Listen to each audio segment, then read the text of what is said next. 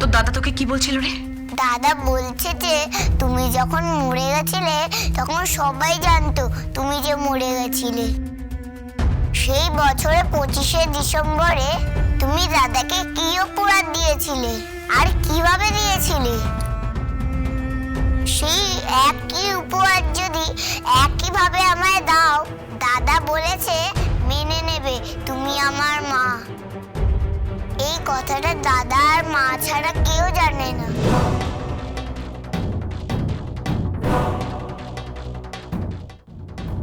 হ্যাঁ, কি বলছিস তুই? হ্যাঁ, পারবে তো মা দিতে? তুমি কি দিয়েছিলে বলো তো দাদাকে? কি দিয়েছিলে?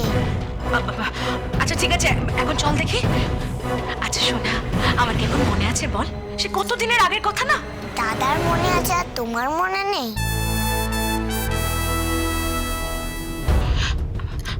আচ্ছা বাবা, হয়েছে, আমার মনে পড়েছে।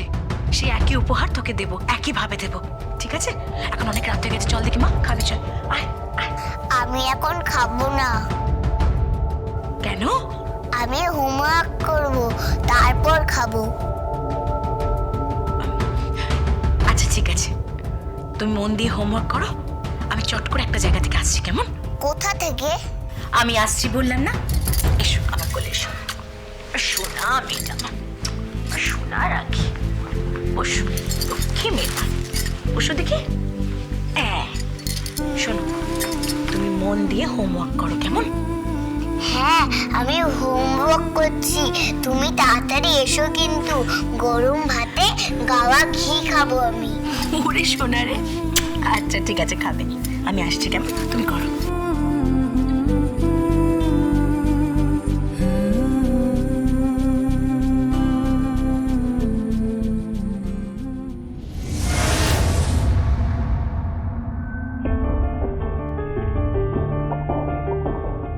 এখন আবার কোথায় গেল?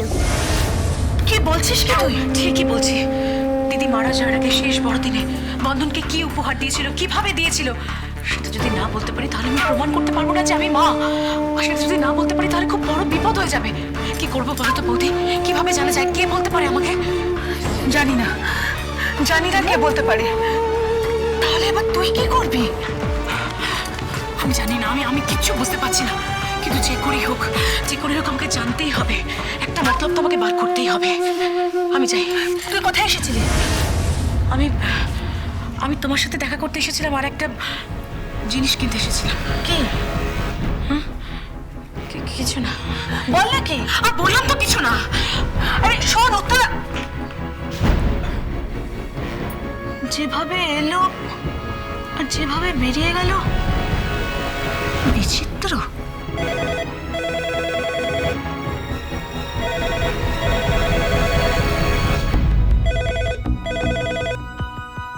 হ্যালো, কে?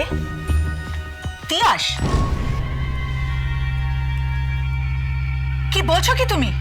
কি বলছো এসব?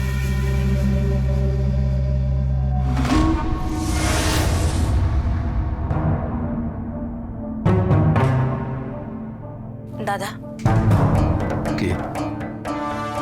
ও তুমি? আমি বলছিলাম যে এবার তাহলে খেতে আসুন। কেন? মলিনা কোথায়? হঠাৎ তুমি খেতে ডাকছো? না, আসলে দিদির শরীরটা তো তেমন ভালো নেই, তাই আমি নিজের কাঁধে সংসারের দায়িত্বটা তুলে নিয়েছি। বাহ, চমৎকার। একটা কোর্টের অর্ডার নিয়ে তুমি আমাদের বাড়িতে ঢুকে পড়েছো, কিন্তু কোর্ট তো তোমাকে এই অর্ডার দেয়নি যে তুমি আমাদের সংসারের দায়িত্ব নেবে। গায়ে মানে না আপনি মোড়ল। মদন কোথায়? মদন, মদন! হ্যাঁ যাবো। মলিনাকে ডাকো। থাক না, দিদির শরীরটা তো ঠিক নেই। রান্না বান্না তো সব ওই করছে। ওই করছে মানে? ওকে রান্নাঘরে ঢুকতে দিল কে? রান্নাঘর বাড়ির বউদের জায়গা, সেখানে মলিনা ওকে ঢুকতে দিল কেন? মলিনা, যাবো। মলিনা! জেঠু, তুমি এত ঝগড়া করছো কেন জেঠু? তুমি না দিনকে দিন খুব ঝগড়ুটে হচ্ছ। মা যখন বলছে তখন খেয়ে নাও না। মা? কে মা?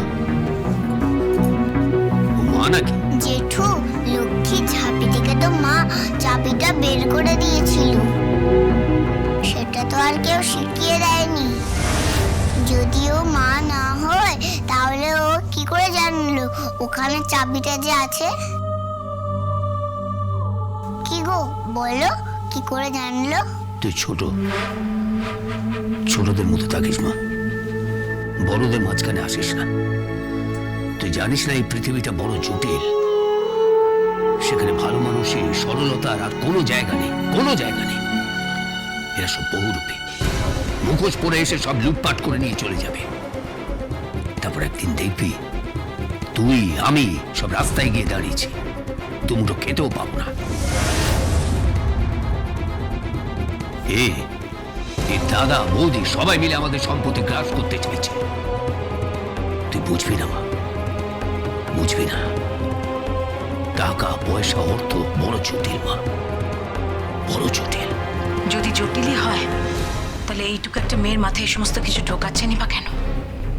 ঢোকাবেন না দাদা, দয়া করে এই সমস্ত কথা ওকে বলবেন না। আমার মেয়ে এখন অনেক ছোট, ওকে এই সমস্ত কথা বোঝাবেন না, বলতেও যাবেন না।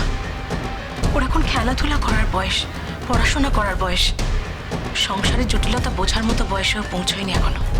তাই এই সমস্ত কথা ওর মাথায় ঢোকাবেন না, একেবারে ঢোকাবেন না।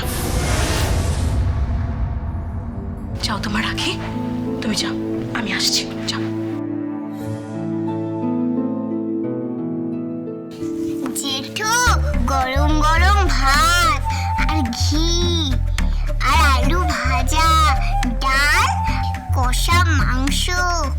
চলো না জেঠু, খেয়ে নি। ও যাও, চলো না খেয়ে নি। বেশ, খেতে পারি, কিন্তু আগে বন্ধনকে নিয়ে এসো, একসাথে পুরো পরিবার মিলে খাবো।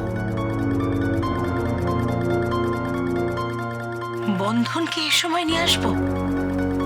মহিলা তো একটা গাড়ি কিনেছে। হ্যাঁ, হতে পারে সেটা সস্তার গাড়ি, কিন্তু ওই গাড়ি নিয়ে তুমি যাও, বন্ধনকে নিয়ে এসো, তাহলে মেনে নেবো তুমি মা।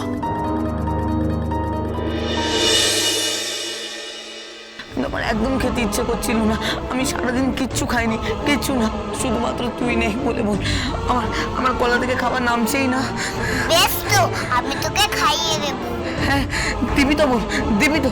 তোর হাতে কতদিন খাইনি। এই নে, এই নে। কিন্তু এখানে না, তা আমরা কোথায়? তোর বাড়িতে। বোন, হ্যাঁ, ওটা তো তোর বাড়ি, তুই কেন থাকবি না? আমি থাকবো না, কারণ ওই বাড়িতে উনি আছেন, উনি আমাদের মা নন। জীবন